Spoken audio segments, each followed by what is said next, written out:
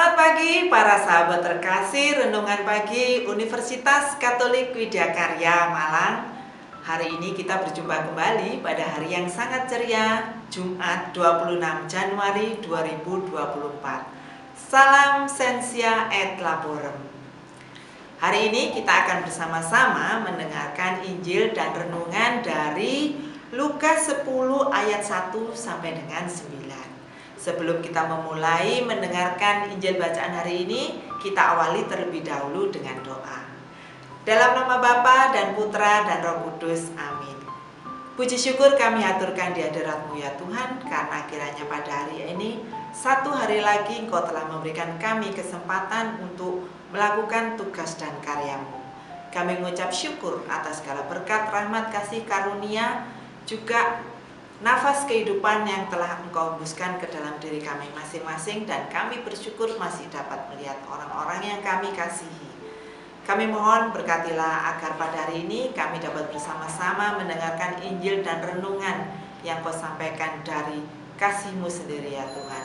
Dan biarkanlah Injil dan renungan ini dapat kami karyakan di dalam kehidupan kami sehari-hari. Semuanya ini kami pasrahkan hanya di dalam nama Tuhan Yesus Kristus, Juru Selamat kami. Amin. Dalam nama Bapa dan Putra dan Roh Kudus. Amin. Para sahabat terkasih, apakah hari ini Anda semua sudah bersyukur? Jangan lupa bersyukur untuk nafas kita, untuk oksigen gratis yang sudah kita terima di dalam hidup kita. Hari ini kita akan bersama-sama mendengarkan Lukas bab 10 ayat 1 sampai dengan 9. Kemudian daripada itu, Tuhan menunjuk 70 murid yang lain, lalu mengutus mereka berdua-dua, mendahulinya di setiap kota dan tempat yang hendak dikunjunginya.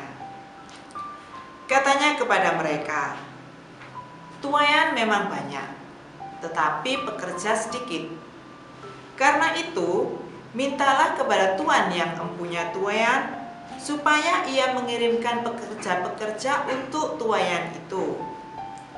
Pergilah, sesungguhnya aku mengutus kamu seperti anak domba di tengah-tengah serigala. Janganlah membawa pundi-pundi atau bekal atau kasut, dan janganlah memberi salam kepada siapapun selama dalam perjalanan. Kalau kamu memasuki suatu rumah, katakanlah lebih dahulu, 'Damai sejahtera bagi rumah ini.' Dan jikalau di situ ada orang yang layak menerima damai sejahtera, maka salammu itu akan tinggal atasnya. Tetapi jika tidak, salammu itu kembali kepadamu. Tinggallah dalam rumah itu, makan dan minumlah apa yang diberikan orang kepadamu, sebab seorang pekerja patut mendapat upahnya. Janganlah berpindah-pindah rumah. Dan jikalau kamu masuk ke dalam suatu kota dan kamu diterima di situ, makanlah apa yang dihidangkan kepadamu. Dan sembuhkanlah orang-orang sakit yang ada di situ, dan katakanlah kepada mereka, kerajaan Allah sudah dekat kepadamu." Demikianlah Injil pada hari ini. Saudara-saudara yang terkasih, tadi sudah beberapa hal yang disampaikan. Kita sesuai dengan apa yang sudah disampaikan di dalam Lukas, dikatakan bahwa Yesus mengutus 70 murid. Angka 70 ini bisa merupakan simbol, bisa juga merupakan realita. 70 itu adalah misionaris dalam jemaat perdana di zaman Lukas. 70 itu juga bisa menyampaikan jumlah suku bangsa di dunia di dalam Kejadian bab 10. Yesus mengutus muridnya berdua-dua, sepasang. Karena di dalam perutusan tersebut terdapatlah iman dan hikmah 2 kali lipat. Dan ketika 2 orang diutus secara bersamaan, kesaksian yang diberikan tidak meragukan. Seperti yang kita ketahui, segala sesuatu yang ada di alam semesta ini terdiri dari dua bagian yang tidak dapat dipisahkan. Jika Anda melihat koin, itu selalu ada angka dan gambar. Selalu ada baik dan buruk. Ada benar dan salah, hitam putih, tua muda, kakak adik, dan seterusnya. Sehingga dualisme itu tidak bisa dipisahkan. Demikian juga yang terjadi di murid-murid Yesus yang dipanggil dan diminta untuk mewartakan kabar gembira. Kita dipanggil oleh Tuhan sebagai pekerja di ladang anggurnya. Nah, pada saat kita dipanggil tersebut, seakan-akan kita pasti akan selalu berada dalam bahaya, yaitu di tengah-tengah kumpulan serigala. Pada saat kita diutus oleh Tuhan, kita tidak diberikan senjata apapun. Tetapi setiap orang yang sudah ditetapkan oleh Tuhan untuk mewartakan kabar gembira, sudah pasti akan dapat menjalankannya dengan keselamatan. Kemudian ketika kita mewartakan kabar gembira tersebut, awalilah dengan Shalom, damai sejahtera bagi kita semua. Damai sejahtera di dalam rumah Anda. Karena di dalam kedamaian tersebut terdapatlah kesembuhan. Jadi kesembuhan dari setiap orang itu akan diperoleh ketika seseorang mengalami damai sejahtera.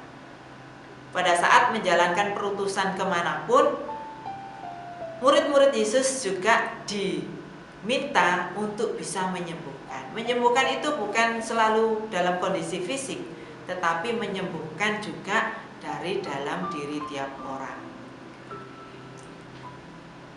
Damai sejahtera itu merupakan ciri khas dari orang-orang yang mengalami sukacita.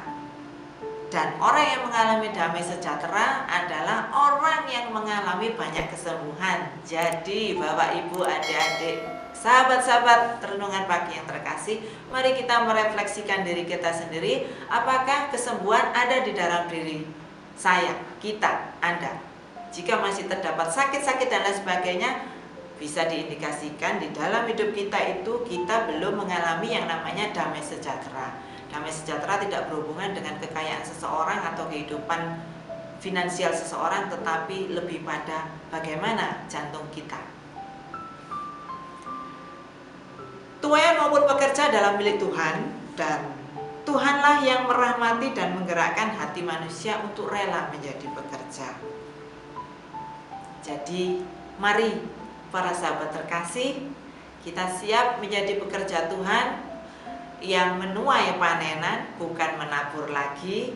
Dan pada saat itu sebarkanlah damai sejahtera agar siapapun yang berjumpa dengan kita dan mendengar kita bicara Shalom, saat itu juga kesembuhan mencapainya dan sukacita melingkupi orang tersebut. Selamat melanjutkan aktivitas pada hari Jumat 26 Januari 2024. Tuhan memberkati semuanya. Salam Sensia et Labora.